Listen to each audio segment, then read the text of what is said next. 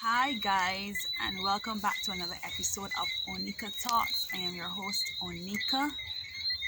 This week was really hectic. I have lots of stuff going on, trying to fit myself into every space that I could find. Yesterday I was so tired I really did not have the strength, and I was thinking maybe I should not do a video this week, but I have been getting some WhatsApp messages and calls. Where is the video? Where is the video? I am waiting on it. You got me here, stay cold. So here I am, Sunday evening with the crickets, sending you my video today. What came to me to speak about 2 weeks ago, a young lady messaged me and she asked me, I thought you were Crawford. I said I was.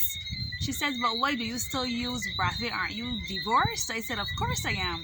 She said, but why are you holding on to that name? I said, I'm not.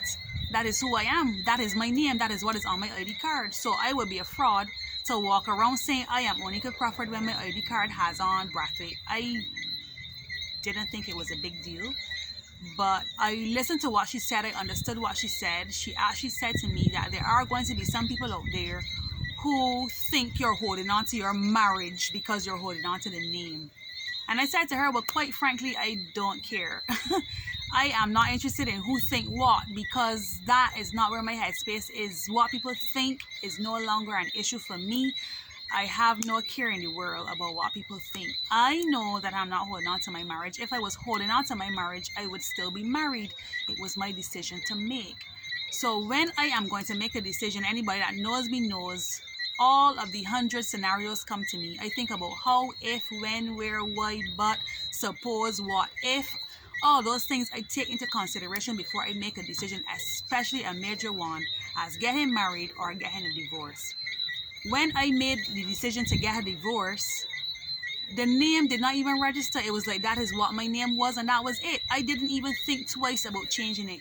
One, for the simple fact that I will get married again, and I was not changing it 3 times. I was not changing it from Crawford to Brathwaite to something else, back to Crawford, just because it sounds like that's what people want. It didn't even cross my mind that I needed to go back, because going back means I'm going back. I'm not going back, I am going forward. So I am just waiting till the name change again, just in case y'all needed to know.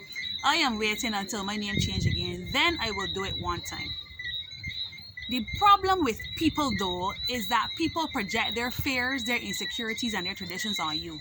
And people seem to think that because this is the way I think and this is what I would have done, the reason why you have done it is because the same reason I would have. And it is not so. We all have a varying view of life. We all have different perspectives on what should be and what should not be. And it's not fair to project your thoughts onto somebody else. Because when you get a divorce and you think I want back my name, means that I don't want nothing to do with him. Anybody that does not fall into that sequence automatically falls into that category of people that want something to do with him, when really and truly that name for me had nothing to do with him. Holding on to it had nothing to do with him. I don't hate my ex, not at all. I never did. I was hurt, I was upset, yes, but I never hated him. I think we're very good friends. We're not going to go back together, but I don't hate him enough to want back my name, because I think that comes from a place of pain. I think that comes from a place of hurt, and I think that comes from a place of hate. And for me, the name, nor what people thought, was not taking up enough space in my brain for me to even consider it. Who's going to look for a birth certificate and a marriage degree? Like, too much. It would have taken up too much of my time, my thoughts, my energy to go and change it just so I could please the public, so that they don't think y'all thinking too much. Damn, things didn't cross my mind. 2 reasons I didn't change it. Number 1, because I'm going to get married again, and number 2, because that is who I am now. Regardless to if we're not together, regardless to if he move on, I move on, that is who I am. That is what my ID card says, and that is who I am. When I am ready, when I see fit, when I decide it is time, I will go and get that done. Today, the message is simple. Stop projecting your traditions. Stop projecting your ideologies. Start projecting your fears and your insecurities on other people. Everybody don't think the same, and we are all individuals. We have the right to do things the way we choose to do them. I was listening to what would I say, devotion earlier this week, and the bishop said, mind your own business. The time that you take to mind other people's business, you could be putting that time into minding your own business. And this minding your own business is not disrespect. This is not about me dissing anybody or telling off anybody. This is me being honest. We have so much of our business to mind. And when I say mind, I ain't mean it in Bajan terms mind. I mean there's so much on the inside of all of us that if we take the time to focus on the things that we need to get done, the things that we need to stop doing, the things that we need to get out there to make ourselves better people, we would not have the time or the energy to mind somebody else's business. I am sure some of you have seen it's not a quote, it's more like a pictogram of these two men digging. And one man found a diamond. And it was small, but he was happy, and he finished dig, pack up and left.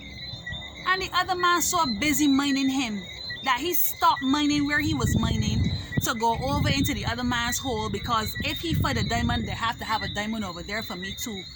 When really and truly, he only needed to dig 2 more digs. And his diamond that he would have found would have been so much bigger. And that's a basic example of how to not worry so much about what other people do. Take some time to introspect, to look at yourself, look at the things that we could be doing, look at the things that we should be getting forward into. Read more, talk more, uplift more. Stop worrying about the fine things, what this body would think and what this body would say, and she didn't do that, so maybe it means that too much time. I always used to say, and this is from young, I ain't got no time to mind nobody business. I got so much things happening in my life, good, bad, ugly, and indifferent. I ain't got no time to mind nobody. And I think that is what I would like you all guys to take away from this message today.